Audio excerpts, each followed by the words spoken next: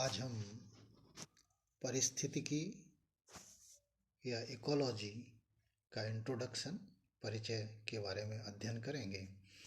Ecology के introduction में कि एक तो इकोलॉजी जो है क्या है, इसकी डेफिनेशंस, और इसके साथ साथ ही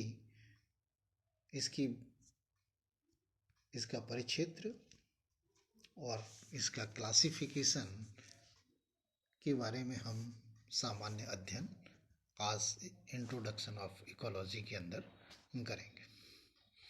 तो इकोलॉजी में हम पढ़ते हैं कि जीवों एवं वातावरण के पारस्परिक संबंध के अध्ययन को पारिस्थितिकी या इकोलॉजी कहते हैं।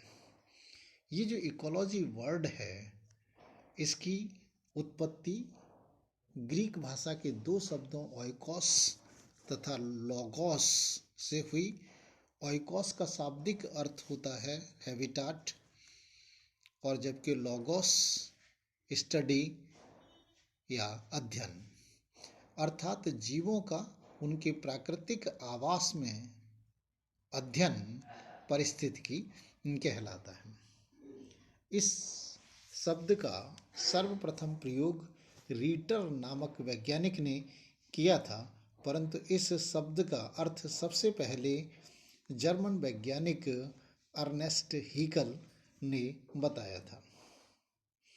ये जो टर्म है बहुत वाइड टर्म, और इसलिए समय समय पर विभिन्न वैज्ञानिकों ने इस टर्म को परिभाषित करने का अपने हिसाब से प्रयास किया है।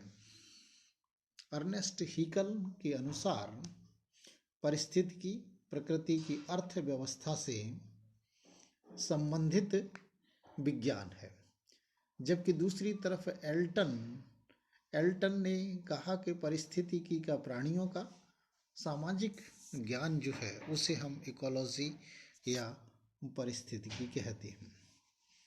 जबकि विलिंग्स नामक जो साइंटिस्ट हैं, उनके अनुसार वनस्पतियों या पादपों एवं प्राणियों के उनके वातावरण के साथ संबंधों के अध्ययन को पारिस्थितिकी कहते हैं। ऑडम के अनुसार इकोसिस्टम की संरचना एवं कार्य के अध्ययन को इकोलॉजी कहा गया है। फिलिप्सन ने बताया कि पारिस्थितिकी विज्ञान की वह शाखा है जिसके द्वारा जीवों और उनके चारों ओर के वातावरण तथा उसमें पाए जाने वाले अन्य सभी जीवों के मध्य पारस्परिक संबंध का अध्ययन करते हैं। तो इस प्रकार से यहाँ फिलिप्सन्स के अनुसार कि इकोलॉजी में जीव प्रकृति के अंदर जो भी पाए जाते हैं उन सभी का और उनके वातावरण के साथ पारस्परिक जो अध्ययन है उसे पारिस्थितिकी या इकोलॉजी कहा जाता है।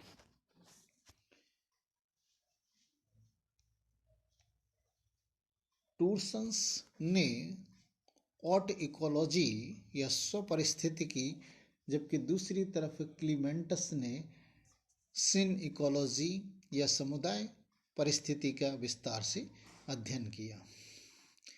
जबकि टेंसले ने इन दोनों शाखाओं को मिलाकर एक नई विचारधारा प्रस्तुत की जिसे कॉन्सेप्ट ऑफ इकोसिस्टम के नाम से जाना जाता है।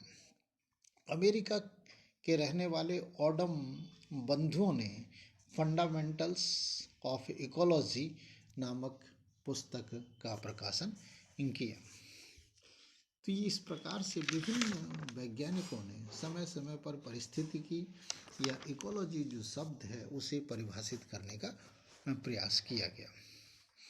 देन हम पढ़ते हैं कि क्लासिफिकेशन ऑफ इकोलॉजी या पारिस्थितिकी का वर्गीकरण मुख्य रूप से इसे दो प्रमुख शाखाओं में बांटा गया है, जिसमें से फर्स्ट एक प्लांट इकोलॉजी और सेकंड आपकी क्या है animal ecology. First plant ecology, ये जो शाखा है इसमें पादपों का पारस्परिक और इसके साथ ही इनके वातावरण के साथ संबंध के अध्ययन को हम प्लांट इकोलॉजी कहते हैं। सेकंड, एनिमल इकोलॉजी जंतुओं का पारस्परिक एवं इनके वातावरण के साथ संबंध का जब अध्ययन किया जाता है तो इस शाखा को एनिमल इकोलॉजी के नाम से जाना जाता है।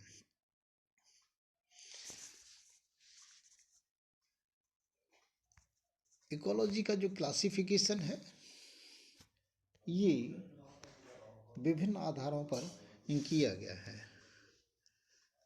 परिस्थितिकी को निम्नलिखित प्रकार से यहाँ हम वर्गीकृत करते हैं, जिसमें फर्स्ट आप देखेंगे आवास के आधार पर। आवास के आधार पर इकोलॉजी को fresh water ecology, second marine water ecology and क्या है टेरेस्ट्रियल इकोलॉजी, इस प्रकार से 3 प्रमुख भागों में विभेदित किया जाता है। First, fresh water ecology. Fresh water ecology में फ्रेश वाटर के अंदर पाए जाने वाले सभी जीवों का पारस्परिक एवं उनके वातावरण के साथ पारस्परिक संबंधों का अध्ययन किया जाता है। Second, marine ecology. इकोलॉजी की ये जो ब्रांच है, इसमें मैराइन वाटर के अंदर जो जीव पाए जाते हैं उनका उनके वातावरण के साथ संबंधों के अध्ययन किया जाता है। जबकि थर्ड जो टेरेस्ट्रियल इकोलॉजी है, इस ब्रांच के अंदर स्थल या जमीन पर रहने वाले सभी जीव का पारस्परिक और इसके साथ साथ ही वातावरण के साथ उनके इंटर रिलेशनशिप का अध्ययन जो है वो हम टेरेस्ट्रियल इकोलॉजी के अंतर्गत करते हैं। इसी प्रकार से फिर हम दूसरी तरफ देखेंगे कि इकोलॉजी जो है उसे प्रमुख रूप से 2 शाखाओं के अंदर विभाजित किया जाता है, जिसमें एक तो स्व परिस्थितिकी या इसे हम ऑटो इकोलॉजी और सेकंड सम परिस्थितिकी या सिन इकोलॉजी, इस तरह से 2 प्रमुख शाखाओं में विभेदित करते हैं। फर्स्ट, ऑटो इकोलॉजी के जब किसी एक जीव विशेष या एक ही जाति के सभी जीवों के सामूहिक जीवन पर वातावरण के प्रभाव का अध्ययन किया जाता है, तब इसे हम ऑटो इकोलॉजी मीन्स केवल एक ही सिंगल जीव या फिर एक ही जाति के सभी जो जीव होते हैं उनका वातावरण के साथ पारस्परिक अध्ययन जो होता है तो उसे ऑटो इकोलॉजी। सेकंड, जबकि सिन इकोलॉजी के अंदर के एक ही स्थान पर रहने वाले सभी जीव, उस स्थान विशेष पर जितनी भी प्लांट स्पीसीज पाई जाती हैं या जितनी एनिमल स्पीसीज पाई जाती हैं, उन सभी का वातावरण के साथ जो इंटर रिलेशन होता है उसके अध्ययन को हम सिन इकोलॉजी कहते हैं। सिन इकोलॉजी को फिर यहाँ निम्न ब्रांचेस में हम बांटते हैं, जिनमें से फर्स्ट पॉपुलेशन इकोलॉजी या समष्टि परिस्थितिकी। पॉपुलेशन इकोलॉजी में हम पढ़ेंगे कि पॉपुलेशन इकोलॉजी के अंदर केवल एक ही जाति के समूह का अध्ययन किया जाता है। अतः पॉपुलेशन इकोलॉजी के अंतर्गत पॉपुलेशन के जीवों तथा उनके वातावरण के मध्य होने वाली अन्योन्य क्रियाओं का अध्ययन किया जाता है।